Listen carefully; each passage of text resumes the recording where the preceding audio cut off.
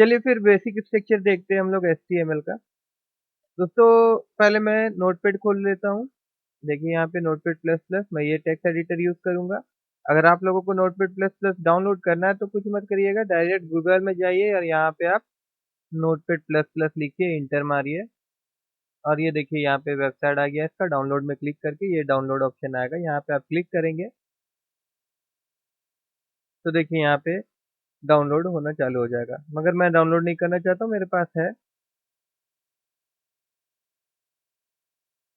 ठीक है, अब देखिए दोस्तों मैं क्या करूंगा, मैं डेस्कटॉप में एक फोल्डर बना रहा हूँ और इसका नाम दे दूंगा HTML क्लास। और अभी इस फाइल में मैंने कुछ नहीं लिखा, मैं पहले सेव कर देता हूँ।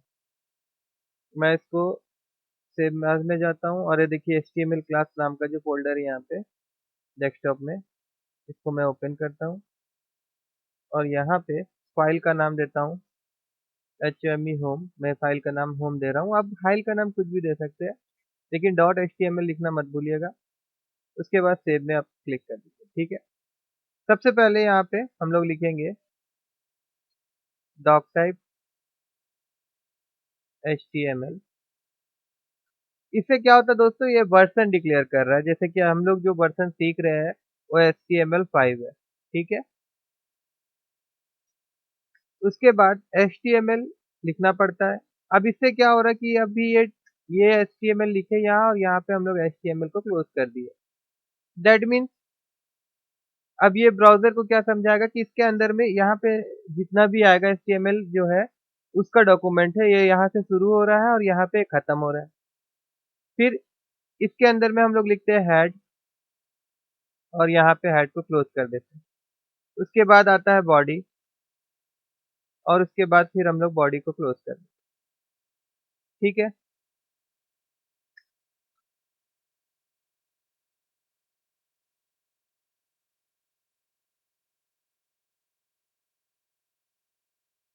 तो दोस्तों देखिए HTML जो है ये दो पार्ट में डिवाइड है, एक आपका हेड पार्ट है और एक आपका बॉडी पार्ट है। तो जो विजिबल पार्ट होता है वो बॉडी पार्ट होता है। जो भी हम लोग वेबसाइट देखते हैं, वेबसाइट में जो भी इमेज वगैरह, टेक्स्ट वगैरह, जो भी आपका एनिमेशन वगैरह जो भी डिस्प्ले होता है वो सारा चीज जो होता है बॉडी पार्ट का हिस्सा होता है। हेड पार्ट में क्या होता है दोस्तों कि हम लोग कुछ इन्फॉर्मेशन जो भी वेबसाइट का अगर हम लोग को रखना है तो वो हम लोग रखते हैं। उसके बाद जाके फिर जैसे CSS सीखेंगे हम लोग, jQuery सीखेंगे हम लोग, जावा स्क्रिप्ट सीखेंगे हम लोग, तो उसका जो लिंक करते हैं वो हम लोग हेड पार्ट में भी कर सकते हैं, बॉडी में भी कर सकते हैं। वो हम लोग जब जावा स्क्रिप्ट सीखेंगे तब देखेंगे। फिलहाल मैं हेड पार्ट के अंदर में टाइटल टैग का यूज कर रहा हूँ। टाइटल, इसके अंदर में आप कुछ भी लिख सकते हैं, जो भी आपका वेबसाइट का आप टाइटल देना चाहते हैं वो आप यहाँ लिख लीजिए और उसके बाद फिर टाइटल टैग को आप क्लोज कर दीजिए। ठीक है, अब इसको मैं रन करूंगा।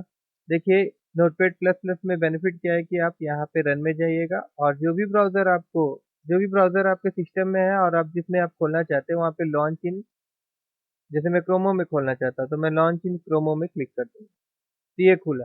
अब यहाँ पे देखिए दोस्तों कुछ भी डिस्प्ले नहीं हो रहा, बट ऊपर में यहाँ पे ध्यान से देखिए, ये जो टाइटल बार में क्या डिस्प्ले हो रहा है, वेबसाइट टाइटल। ठीक है, दैट मीन्स टाइटल टैग से हम लोग क्या कर सकते हैं, वेबसाइट का टाइटल प्रोवाइड कर सकते हैं। ठीक है, अब देखिए बॉडी पार्ट में उसी प्रकार बॉडी पार्ट में हम लोग एक होता है H1 टैग। H1 टैग से क्या कर सकते हैं, हम लोग हेडिंग दे सकते हैं।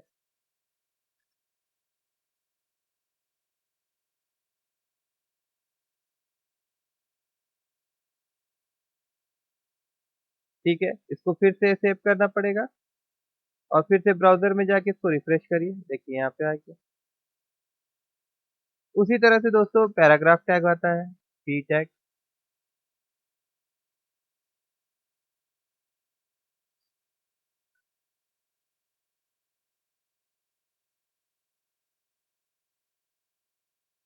अब यहाँ पे रिफ्रेश करिए, देखिए पैराग्राफ आ गया। तो एक बात तो क्लियर है दोस्तों, देखिए टैग के अंदर में हम लोग को लिखना पड़ेगा। ठीक है ना, ये आपका ओपन टैग हो गया, ये आपका क्लोज टैग हो गया। हर एक टैग का एक ओपन टैग होता है, एक क्लोज टैग होता है, बट कुछ टैग ऐसा भी होता है जो सिर्फ हम लोग यूज़ करते हैं, उसके लिए कोई क्लोज टैग हम लोग यूज़ नहीं कर सकते। फॉर एग्ज़ाम्पल जैसे देखिए मैं यहाँ पे इंटर मार के यहाँ पे नेक्स्ट लाइन में लिखना चाहता हूँ, दिस इज़ सेकंड लाइन, ठीक है? तो अब इसको सेव करिए और उसके बाद जाके आप यहाँ पे रिफ्रेश करिए। तो देखिए सेम लाइन में ही आ रहा है, ये नेक्स्ट लाइन नहीं गया। यहाँ पे हम लोग इंटर का यूज़ किए थे, बट क्या हो रहा है कि एचटीएमएल जो होता है वो इंटर नहीं समझता है और ना ही स्पेस समझता है। हम लोग स्पेस का प्रयोग करेंगे तो सिर्फ़ वो सिंगल स्पेस लेगा, मगर अगर हम लोग डबल स्पेस देना भी चाहेंगे, देखिए यहाँ पे डबल स्पेस दिए है, बट आप जाके यहाँ पे रिफ्रेश करिए, डबल स्पेस नहीं नहीं समझेगा और स्पेस नहीं आएगा, ठीक है? तो नेक्स्ट लाइन करने के लिए हम लोग एक टैग यूज़ करते हैं बीआर टैग।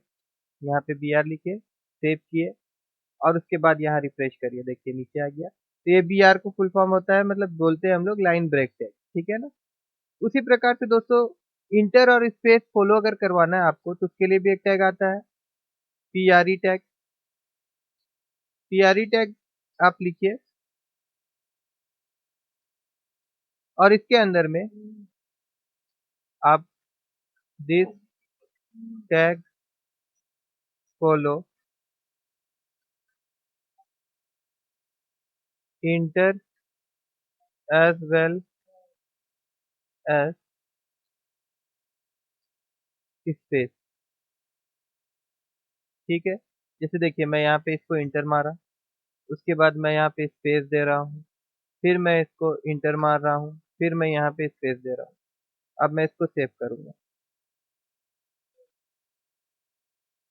सेव मैंने कंट्रोल ऐसे सेव कर चुका हूँ और फिर रिफ्रेश करूँगा। तो देखिए यहाँ पे ध्यान से देखिए, ये देखिए ये इंटर भी ले रहा है, यहाँ से मैंने इंटर मारा था, स्पेस भी ले रहा है।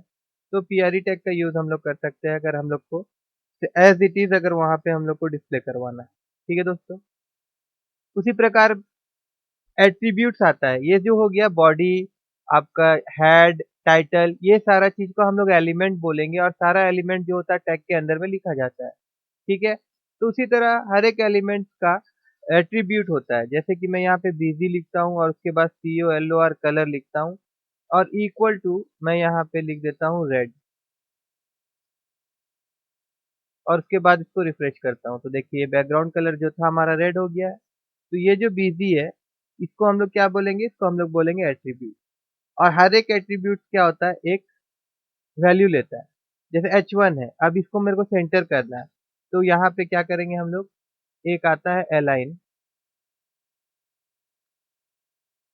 इक्वल टू, यहाँ पे मैं लिख दूंगा सेंटर और उसके बाद इसको रिफ्रेश करूंगा, तो देखिए बीच में आ गया, ठीक है? उसी तरह दोस्तों अगर अगर अगर HTML से ऐसे तो फ्रंट वगैरह जो भी आप कलर वगैरह चेंज करना चाहेंगे तो आजकल सारा चीज़ CSS में होता है। फिर भी अगर अगर आपको HTML में जानना है कि किस तरह से कोई भी फॉन्ट का, जैसे यहाँ पे हेडिंग गोज़ हेयर, इसका कलर वगैरह चेंज करना है, तो उसके लिए भी हम लोग एक टैग यूज़ कर सकते हैं, FONT फॉन्ट। फॉन्ट के बाद यहाँ पे आप कलर लिखिए, इक्वल टू मैं यहाँ पे लिख देता हूँ WHITE व्हाइट और उसके बाद बंद करता हूँ। अब मैं इसको रिफ्रेश करूँगा। तो देखिए दोस्तों सब मैं हम लोग को सिर्फ इसी का करना था, मगर ये क्या हो रहा है, सबका कलर चेंज कर दे रहा है, व्हाइट कर दे रहा है। वो क्यों कर रहा है? क्योंकि देखिए यहाँ पे फॉन्ट टैग जो था ये हम लोग का ओपन हुआ था, ठीक है? मगर हम लोगों ने क्लोज नहीं किया था। जैसे आपको यहाँ तक ही चाहिए तो आप H1 टैग यहाँ पे खत्म हो रहा है, उसके बाद मैं यहाँ पे फॉन्ट टैग को क्लोज कर दूंगा और फिर सेव करूंगा और उसके बाद यहाँ पे रिफ्रेश करूंगा। देखिए ये जो था आपका सिर्फ H1 का ही मतलब कलर चेंज किया। उसी तरह से दोस्तों अगर इसका स्टाइल चेंज करना है तो आप यहाँ पे फेस लिखिए, उसके बाद जाके फेस के अंदर में लिखना पड़ेगा हम लोग को। तो उसके लिए मैं क्या करता हूँ, मैं यहाँ पे नोटपैड खोलता हूँ और फिर फॉर्मेट में जाता हूँ, फॉन्ट में जाता हूँ।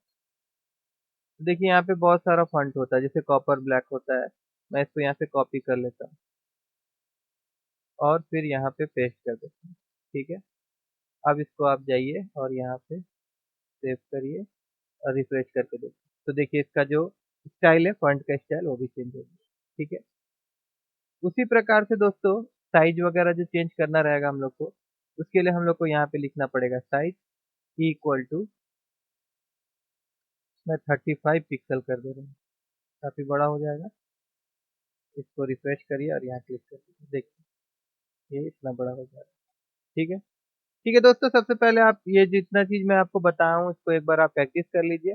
फिर नेक्स्ट क्लास में हम और भी इसके एलिमेंट्स के बारे में एक-एक करके देखते हुए जाएँगे।